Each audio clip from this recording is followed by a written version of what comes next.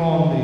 ప్రేమైన సంగమా, అబ్రహాం, ఇస్సాకు, యాకోబులు దేవుడు వారికి ఇచ్చిన కనాను దేశాన్ని అది వారు తమదని భావించలేదు. మేము ఇక్కడే ఉంటాం, ఇక్కడే ఉండిపోతామని వారు భావించలేదు. దానికి బదులుగా పరసంబంధమైన కణాల కొరకు వారు ఎదురు చూశారు. యాత్రికులుగానే ఈ లోకంలో వారు బ్రతికారు. మనం కూడా అంతే, యాత్రికులం అన్న సత్యాన్ని విశ్వాసి అన్నడు కూడా మరవకూడదు. ఈ భాగంలో ప్రభు ధోని ఎక్కాడు. ఆయన శిష్యులు ఆయన వెంట వెళ్ళి, శిష్యుడు అనబడిన వాడు ప్రభుని వెంబడించాలి. ప్రభు నడిచిన మార్గంలోనే ఆయన తన శిష్యుల్ని నడిపిస్తూ ఉంటాడు. ఆయన నడవని మార్గంలో తన బిడ్డలు ఎప్పుడు కూడా నడవరు. ప్రేమైన సంగమా, ప్రభువు లేకుండా ధోని కదలలేదు. ప్రభు ఉండగానే ఆ ధోని కదులుతూ ఉంది. ఆయనతో పాటు శిష్యులు ఉన్నారు. 24 వచ్చిన మనం గమనిస్తే అంతటా అనే పదం కనబడుతుంది. అంతటా ఏం జరుగుతుంది? అంతటా ధోని కదులుతూ ఉంది. చాలా దూరం వెళ్ళిపోయింది. ఇప్పుడు సముద్రం మీద తుఫాను లేచినందున, సముద్రం మీద ఏం లేచిందంట? తుఫాను లేచిందంట. ప్రేమైన సంగమా, తుఫాను లేచింది. ప్రభు ధోనిలో ఉన్నాడు కదా, మరి తుఫాను లేచింది ఎందుకు అంటే, ప్రభు లేకపోతే సమస్యలు రావా? ప్రభు ఉన్నప్పుడు సమస్యలు రావా? ప్రభు ఉండగానే తుఫాను లేచింది. పడవ సముద్రమే కడుతుంది. సముద్రం లోకానికి సాదృశ్యంగా ఉంది. ఈ లోకంలో మానవుడు అనుభవించే ప్రతి సమస్య, ప్రతి వేదన, ప్రతి వ్యాధి, ప్రతి కన్నీరు, ప్రతి దుఃఖము లోకానికి సాదృశ్యంగా ఉంది. తుఫాను పోరాటానికి సాదృశ్యంగా ఉంది.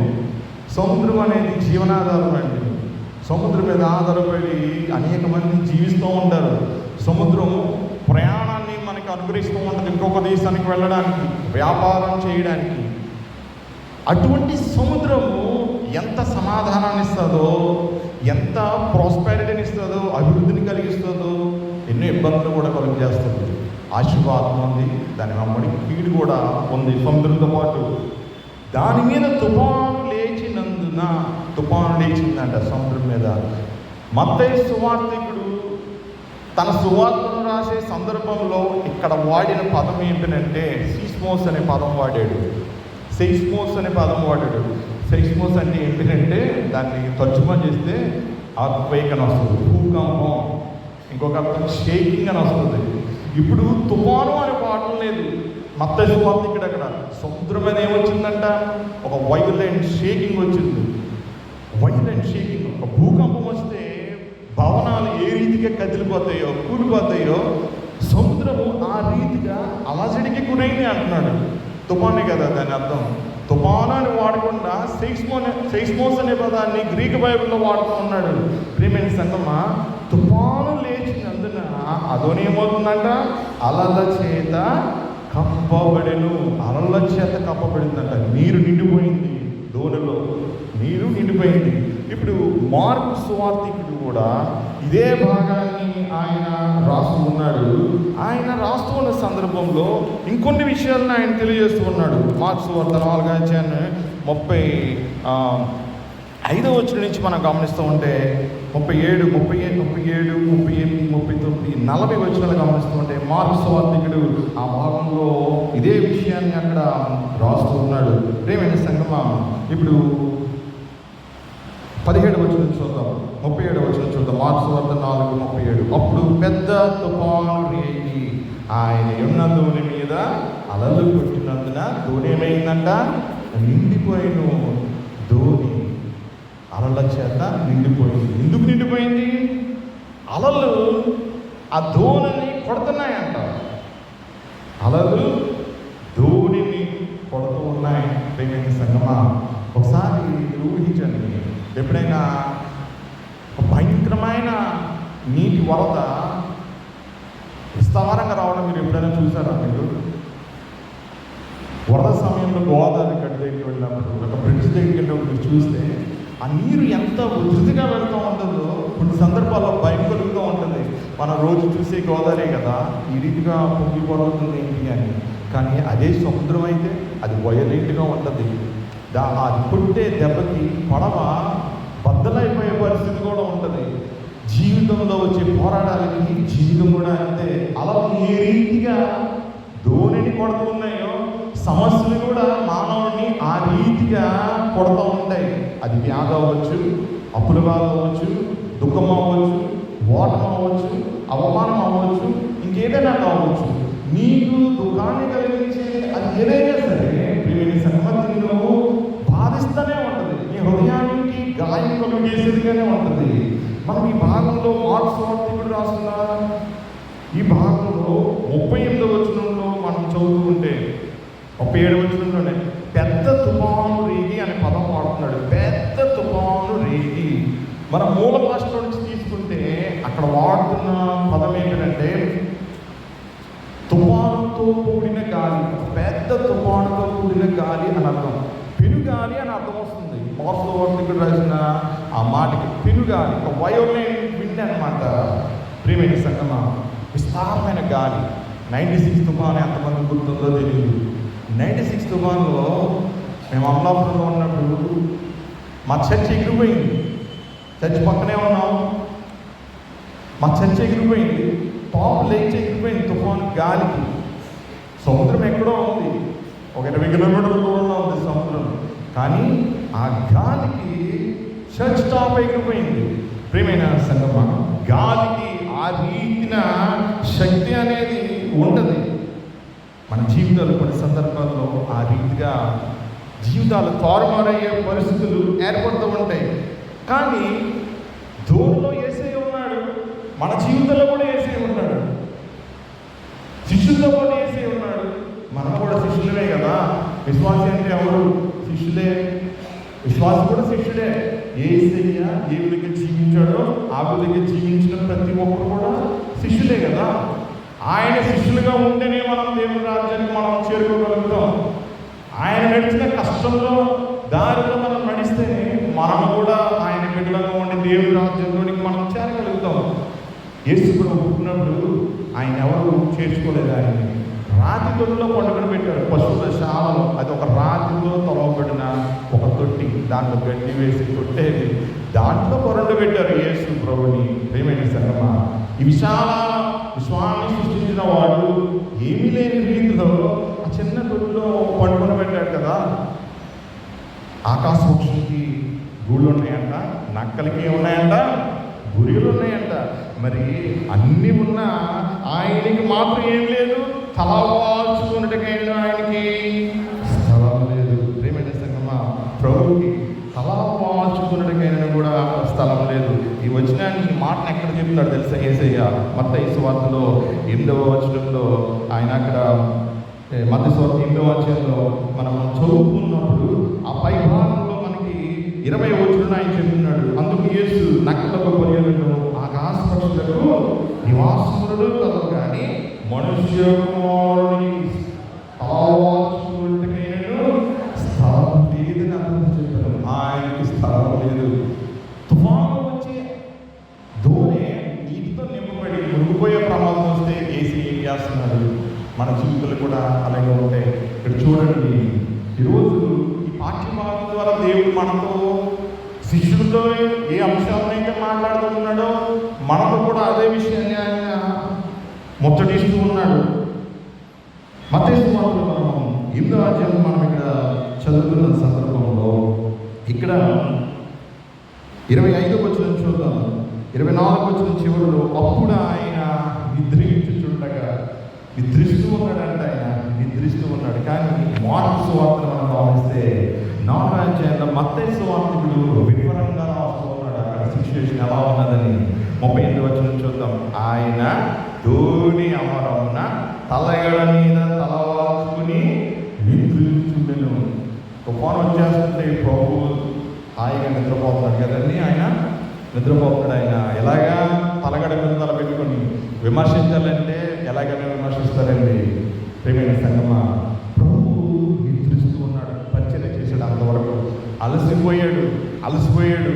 మనిషిగా పుట్టాడు, విశ్రాంతి తీసుకోవాలి. ఆయన రాత్రికాల సమయంలో తండ్రి యొక్క సన్నిధిని గడిపే అలవాటు ఆయనకు ఉన్నది కాబట్టి ఆయన ప్రయాణం చేసే ఆ కొద్ది సందర్భంలో ఆయన నిద్రిస్తూ ఉన్నాడు. ఆయన నిద్రిస్తూ ఉన్న సందర్భంలోనే సాతాను అదును చూస్తున్నాడు, తుఫాను రేపుతున్నాడు, పడవను ముంచేయాలనుకున్నాడు సాతాను. ప్రేమైన సంగమా, అంతమైపోతుందేమో అనుకున్నాడేమో ఒకవేళ సాతాను. ప్రేమైన సంగమా, ఈ సందర్భంలో ఇక్కడ తలగడ మీద తలవాల్చుకుని అనే మాటలను బ్రాకెట్లో అక్కడ రాయడం మనం చూస్తూ ఉంటాం బైబిల్లో. ప్రేమైన సంగమా, ఎన్ని కష్టాలు వచ్చినా, ఎన్ని శ్రమలు వచ్చినా మన జీవితంలో ప్రభు ఉంటాడు, మనతో పాటు ఉంటాడు. ఆ సమయంలో మన యొక్క హృదయంలో ఉన్న ఆత్మీయ పరిస్థితి ఏ రీతిగా ఉన్నది అనేది ప్రభువు పరిశోధిస్తూ ఉంటాడు అనే సత్యాన్ని మనము మర్చిపోకూడదు. అబ్రహాముని తన కుమారుడిని మోరియా దేశంలో ఉన్న ఆ పర్వతం మీద నాకు బలివు అని అంటే అబ్రహాము సంకోచించలేదు. వెళ్ళాడు, మోరియాకి వెళ్ళాడు. తన కుమారుడిని బలి ఇవ్వడానికి బలిపీఠాన్ని కట్టాడు, కట్టెలు పేర్చాడు, కుమారుడిని పరుండు పెట్టాడు. కత్తితో ఇంకా మెడ వధించిపోయే సందర్భంలో దేవుడి స్వరం వినబడుతూ ఉంది. అబ్రహామా, నువ్వు నాకు విధేయుడివని, నువ్వు నాకు లోబడుతున్నావని, నీ హృదయపూర్వకంగా నన్ను వెంబడిస్తున్నావు, నా మాట వింటూ ఉన్నావు అని నాకు అర్థమైంది అని అంటున్నాడు.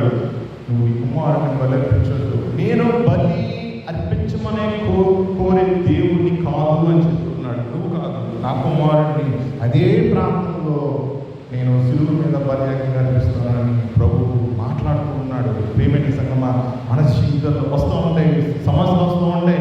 కానీ అది మన యొక్క విశ్వాసానికి పరీక్షా సమయంలో సంగతిని మనం మర్చిపోకూడదు. అబ్రహాము ఆ పరీక్షా సమయంలో తుట్టులు ఉండుంటే అబ్రహాము యొక్క పేరు పరిశుద్ధ గ్రంథంలో రాయబడి ఉండేది కాదు. ప్రేమైన సంగమా, శిష్యుల్ని ప్రభు లోతైన అనుభవంలో తీసుకుని వెళ్తున్నాడు. సమస్య వచ్చింది కానీ ప్రభు కూడా నిద్రిస్తున్నాడు. ఒక పాట మాస్టర్మణిగా రాస్తారు కదండి, లోతైన జలములలో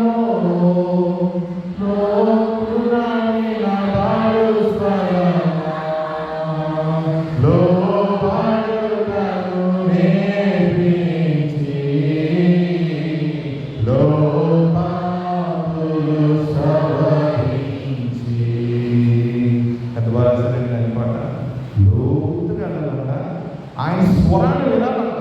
నీ యొక్క ఆత్మీయ అనుభవం ఎంత లోతుగా ఉంటే యేసయ్యతో నీ యొక్క వ్యక్తిగత జీవితం అంత రీతిగా ఉన్నతమైన స్థానంలో ఉంటుంది. వారు ప్రభుతోనే ఉన్నారు, ప్రభు వెంబడే ఉన్నారు, అద్భుత కార్యాలను చూస్తూ ఉన్నారు. కానీ ప్రభు ఇప్పుడు పరిశోధించే సమయం వచ్చింది.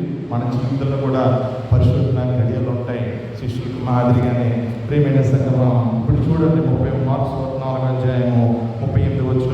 ఆయన ధోని అమరున్న తలగడ మీద తలవాల్చుకుని నిద్రించుచుండెను. వారు ఆయనను లేపి, బోధకుడా, మేము నశించిపోవచ్చున్నాము, నీకు చింత లేదా అని ఆయనతో అన్నారు. ఏమంటున్నారండి?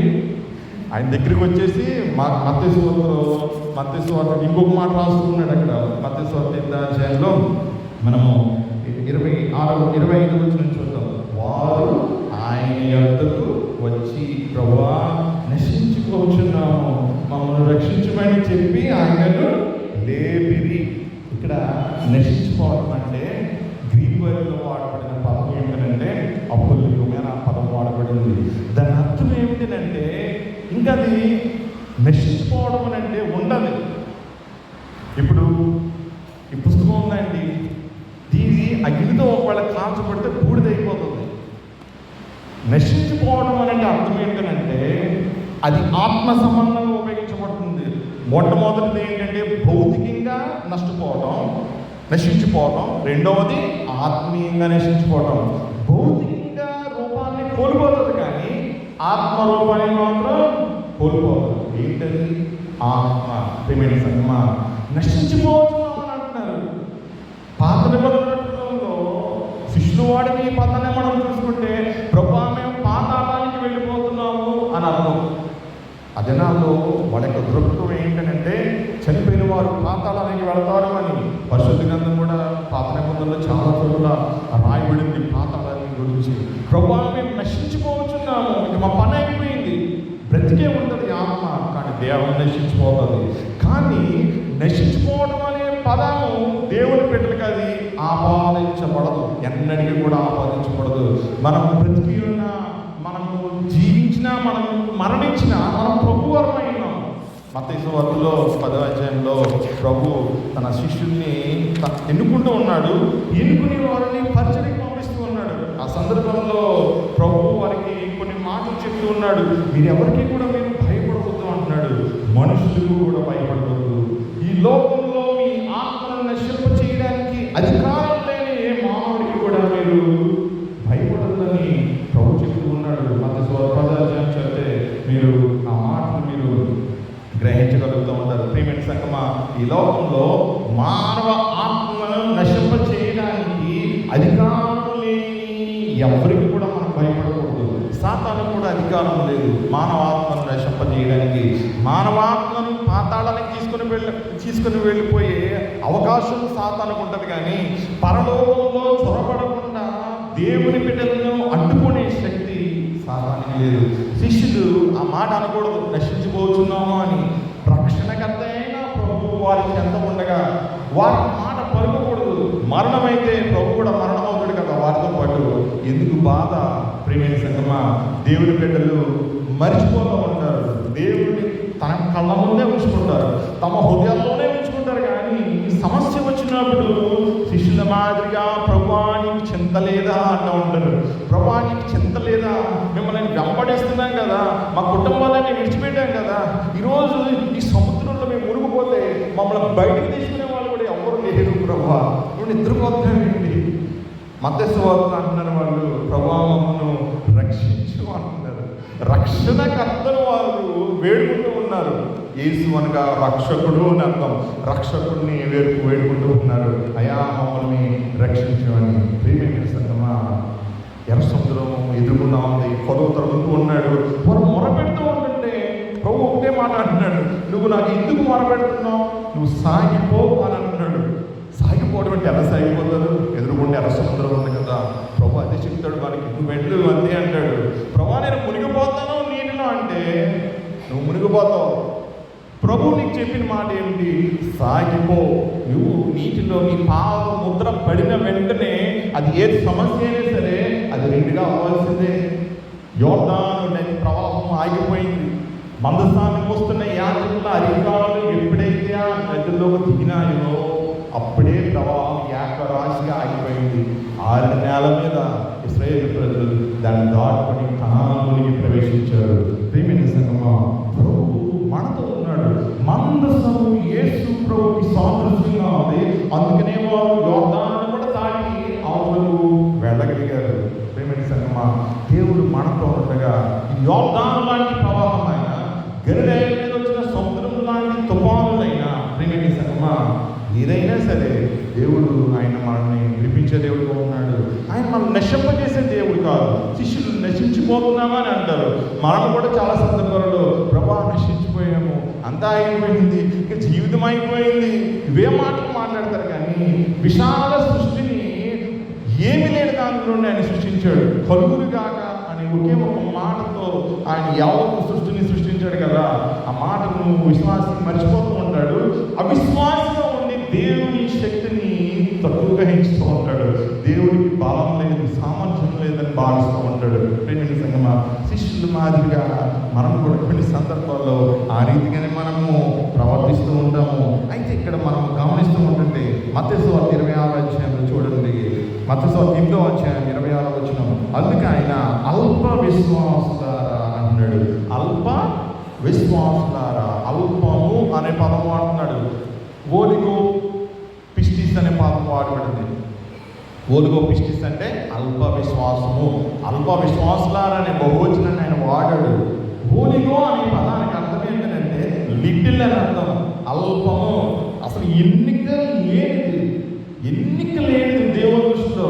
నువ్వు లెక్కపడితే అది ఎందులోకి కూడా రాదు. అది దేవుని దృష్టిలో నీ విశ్వాసము అల్పంగా ఉంటే నువ్వు ఏ రీతిగా నువ్వు ప్రభుని హక్కును జీవించగలుగుతావు. ప్రియమైన సంగమా, broad is the road and wide is the gate అని అంటాడు, విచ్ లీడ్స్ టు డిస్ట్రక్షన్. నరకానికి పోయేదంట, నశించిపోయే దారి చాలా విశాలంగా ఉంటుందంట. ఆ దారి చాలా వెడల్పుగా ఉంటుందంట. ఆ గేట్ చాలా పెద్దగా ఉంటుందంట. దాంట్లో త్వరగా వెళ్ళిపోవచ్చు. వెళ్ళిపోయిన తర్వాత తెలిసింది అక్కడ నరకం ఉందని. కానీ నిత్య మార్గం అనేది అది చాలా ఇరుగుగా ఉంటుంది. ఇరుగు ద్వారా ప్రవేశింపబోవడానికి అని అంటాడు. క్రైస్తవ మార్గం అంటే ఇరుగు మార్గం. నువ్వు పోరాడాలి, నువ్వు ప్రవేశించాలి. నీకు ఇష్టం ఉన్నా ఇష్టం లేకపోయినా ఆ రెండు గోడలు నిన్ను ఎంతలాగా అటువైపు నుంచి ఇటువైపు నుంచి నేను నొప్పుతూ ఉన్నా నీ శరీరము ఆ ఇరుగు సందులో కూడా పరలోకం చేరుకోవాలి. ఆ ద్వారం కూడా నువ్వు శ్రమపడాలి. ఆ రాపిడికి నువ్వు ఒత్తిడి గురవుతావు. కానీ రాపిడి, ఆ వేదన, కష్టము, ఆ వ్యయ ప్రయాసల అనంతరం అవతల నీకు నిత్యజీవం ఉన్న సంగతి నువ్వు మర్చిపోకూడదు. ప్రియమైన సంగమా, క్రైస్తవులమైన మనం అనేక సందర్భాలలో విశ్వాసంగా మనం తప్పిపోతూ ఉంటాం. యోగు విశ్వాసం పరీక్షించబడింది.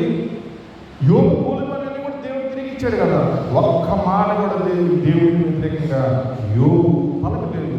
ప్రభువు యోగున్న విశ్వాసం లాంటి విశ్వాసం కోసం ఆయన వెతుకుతూ ఉన్నాడు. తన శిష్యులు కూడా తన మాదిరిగా ఉండాలని, తన వలె ఉండాలని ప్రభు ఆశిస్తున్నాడు. రాజు సృష్టికర్త, విశాల సృష్టిని సృష్టించిన వాడు ఆయన. తలవాల్చుకోవడానికి కూడా స్థలం లేదే. ఏదో కొంచెం స్థలం దొరికింది, ఆ పడవలో పడుకుంటున్నాడు కాసేపు. అప్పుడే పోరాటం వచ్చింది. నువ్వు ఎప్పుడైతే విశ్రాంతి తీసుకుంటావో అప్పుడే సాతాను పోరాటం చేస్తాడు అనడానికి ఇది ఒక ఉదాహరణగా మనము చెప్పుకోవచ్చు. కానీ ప్రభువు నీకు తోడుగా ఉన్నాడు అన్న సత్యాన్ని నువ్వు మర్చిపోతే అప్పుడే నీ దోణి మునిగిపోతుంది. నీకు తోడుగా ఉన్నాడు అని అనుకుంటే వరద రాని, తుఫాన్ రాని, ముంచితే ముంచుకో అనాలి సాతాన్ని. ఏం చేస్తావు? నా ప్రభు నాతో ఉన్నాడు అన్న ధైర్యము నీలో ఉండాలి. ప్రభు అని తన బిడ్డల్లో వెతుకుతూ ఉన్నాడు. అందుకే అంటున్నాడు అల్ప విశ్వాసులారా అంటున్నాడు. ఏమిటి మీ విశ్వాసం ఇంతేనా అని మీరు నన్ను నమ్ముకుంటున్నది అంటున్నాడు. అల్ప విశ్వాసులారా ఎందుకు భయపడుచున్నారు, ఎందుకు భయపడుతున్నారు, నేనున్నాను కదా అని ప్రభు అంటున్నాడు. మార్క్స్ వార్త చూద్దాం. మార్క్స్ వార్త 4వ అధ్యాయంలో ఆయన ఒక మాట అంటూ ఉన్నాడు. ఇక్కడ 39వ వచనము. అందుకే ఆయన లేచి గాలిని ఏం చేశాడంట? గద్దించి 39వ వచనం, నిశ్శబ్దమై ఓరకుండుకొని సముద్రంతో చెప్పగా గాలి అని ఇది నిమ్మడమాయను. మత్తయి సువార్త మనం చదువుకుంటే 4:26వ వచనంలో ఏమని రాయబడుతుంది? ఇక్కడ ఆయన లేచి గాలిని సముద్రంలో గద్దెంపగా మిక్కిలి నిమ్మడమాయను. ఇక్కడ మనం చూస్తే ఒక హెడ్ మాస్టర్ స్కూల్లో ఉన్నప్పుడు పిల్లలు అల్లరి చేస్తున్నారు అనుకోండి, వచ్చినప్పుడు సైలెన్స్ అంటాడు కదా. మూల భాషలో వాడబడిన పదానికి అది నిమ్మళము అని అంటే హెచ్ఎంఓజీ సైలెన్స్ అన్నాడంటే అందరూ నోరు మూసుకుంటారు కదా. టీచర్స్లో మేము చదువుకునే సందర్భంలో ఫ్యాకల్టీ రానప్పుడు కొంతమంది ఎక్కువ అల్లరి చేస్తూ ఉండేవారు, జోక్స్ వేసుకుంటూ ఉండేవారు. ఎప్పుడైతే ప్రిన్సిపల్ సార్ వస్తున్నారో అందరికీ భయం వేస్తుంది. ఎవరు మాట్లాడేవాళ్ళు కాదు. గబగబా పుస్తకాలు చదివినా చదవకపోయినా పుస్తకాలు తిరుగుతూ ఉండేవాళ్ళు. ఎవరైనా అంతే. అధికారం అనేది ఉంటే అక్కడ ఏముంటుంది? విధేయత అనేది ఉంటుంది. విధేయత అనేది ఉన్నప్పుడు ఏముంటుంది? నువ్వు దానిని నెరవేరుస్తావు. ఇక్కడ ప్రభు గాలిని సముద్రాన్ని గద్దిస్తూ ఉన్న సందర్భంలో అక్కడ గద్దించిన సందర్భంలో ఇక్కడ రాయబడుతున్న మాట ఏంటి? మార్క్స్ 4వ అధ్యాయంలో మనం చూద్దాం. నిశ్శబ్దమై ఓరకుండమని సముద్రంతో చెప్పగా గాలి అణగి మిక్కిలి నిమ్మడమాయను. మత్తయి సువార్తలో మనం చదువుతుంటే శిష్యులు మాట అంటారు, ఏంటి ఈయన ఎలాంటి వాడు? గాలి సముద్రం ఈయనకి లోబడుతున్నాయే. అవును, లోబడతాయి. ఆయన అధికారి కాబట్టి, ఆయన సృష్టికర్త కాబట్టి. కీర్తన గ్రంథం 95 సంకీర్తనలో 4-5 వచనాలు మనం గమనిస్తూ ఉంటే సృష్టిని గురించిన మాట అక్కడ రాయబడుతూ ఉంటుంది. ఆ సముద్రము ఆయనదే. సముద్రం ఎవరిదంట? ఆయనదేనంట.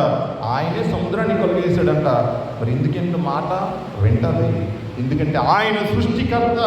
ఈ లోకంలో కలిగినది ఏది ఆయన లేకుండా కలగలేదని యోహాను తన సువార్తలో 1వ అధ్యాయం 1-2-3 వచనాల్లో మనం చదివితే అక్కడ కనబడుతూ ఉంటుంది.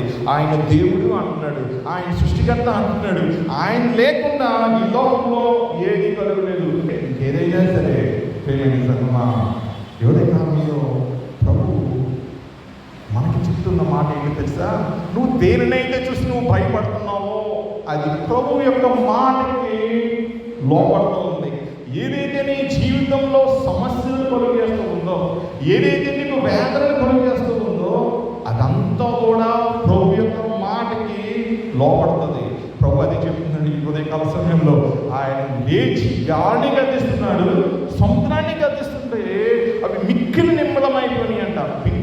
సైలెంట్ అయిపోయి. ఎందుకు సైలెంట్ అవ్వు? సృష్టికర్త ఆయన ఒక మాట సెలవిచ్చినా చాలు, ఒక చూపు చూసినా చాలు, వేడి ఇలాగన్నా చాలు, ఆవిరైపోతుంది నీరంతా కూడా, గాలి కూడా మాయమైపోతుంది, సృష్టి యావత్తు కూడా క్షణంలో మాయమైపోతుంది. ఎందుకనంటే ఆయన నోటుకున్న శక్తి ఏంటో తెలుసా? కలుగును కాక అనగానే కలుగుతుంది. అది ఏదైనా సరే. అమెరికా ప్రెసిడెంట్ అంట ఒక వ్యక్తి అడుగుతున్నాడు ఇంటర్వ్యూలో, ఇప్పుడు మీకు ఐస్ క్రీమ్ కావాలంటే ఇప్పుడు మీరు అలా తీసుకొస్తారని అన్నాడు. వెంటనే జో బైడెన్ ఉన్నాడు ఇక్కడ, జో బైడెన్ ఉన్నాడు, బెల్ల కొట్టాడు, డైరెక్ట్ ఏమైంది బెల్ల కొట్టాడు. ఇంటర్వ్యూ చేసిన వ్యక్తి అంటున్నాడు, ఏంటి ఐస్ క్రీమ్ వచ్చేస్తుందా ఇప్పుడే అన్నాడు. జో బైడెన్ అన్నాడు, వస్తాదో రాదో నువ్వు చూస్తావు అన్నాడు. బెల్లలా కొట్టాడు. పక్కన నుంచి ఒక ఉద్యోగస్తులు వచ్చి ఐస్ క్రీమ్ ప్యాకెట్ అని ఇది వీడియోలో ఉంది. ఇది నాకు చాలా ఆశ్చర్యం కలిగింది. ఈ లోకంలో తాత్కాలికమైన అధికారం ఉన్న ఒక వ్యక్తే ఒక దేశానికి అధ్యక్షుడిగా ఉండి ప్రపంచాన్ని పరిపాలించి బెదిరించగలిగే శక్తి ఉన్న ఒక నాయకుడికే ఒక ఐస్ క్రీమ్ ప్రకటించడానికి మాట చెప్పకపోయినా స్పీకర్స్ ఉంటాయి కాబట్టి అవతల వాళ్ళు వింటారు. ఓహో ఇప్పుడు ప్రెసిడెంట్ గారికి ఐస్ క్రీమ్ కావాలన్నమాట అనుకున్నారు వాళ్ళు. బెల్ల కొట్టిన వెంటనే వచ్చేసింది, వాళ్ళు వింటున్నారు కాబట్టి. అక్కడ ప్రభుకి నీకు ఏదైనా ఇవ్వాలి అని అంటే ఎక్కడో ఉన్నదాన్ని తీసుకొచ్చి నీకు ఇవ్వడం అవసరం లేదు. లేని దానిని తన నోటి మాట ద్వారా ఆయన సృజించి నీకు ఇవ్వగలుగుతూ ఉంటాడు. ప్రేమైన సంగమా, కలిగి ఉన్నదేనా ఆయన లేకుండా లేదు. అసలు విశాలమైన సృష్టి ఏమీ లేని దానిలో పుట్టింది కదా. మరి మన సమస్యలను ఆయన తీర్చివేయడానికి ఆయన ఇంకెంత కృపను మన ఎడలో చూడగలుగుతూ ఉంటాడు. నీ కొరకు నా కొరకు ఆయన తన కుమారుణ్ణి శిలువ మీద అర్పించడానికి పంపించాడు కదా. అడ్వెంట్ దినాల్లో అదే నేర్చుకున్నాం. ఈ యొక్క ఎఫ్మానియ దినాల్లో కూడా మనం అదే నేర్చుకుంటున్నాం కదా. ప్రభువు యొక్క కనికరం ఏ రీతిగా ఉందో గత 3 వారాల నుంచి మనం వెంటనే ఉన్నాం కదా.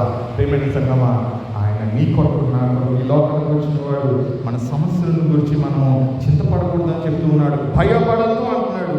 ఒక మాట చెప్తున్నాడు ఇక్కడ చూడండి, మత్తయి సువార్త 8వ అధ్యాయం 27వ వచనంలో, ఆ మనుషులు ఆశ్చర్యపడి ఈయన ఎట్టివాడో, ఈయనకు గాలియు సముద్రమును లోబడుచున్నవాడిని చెప్పుకున్నది.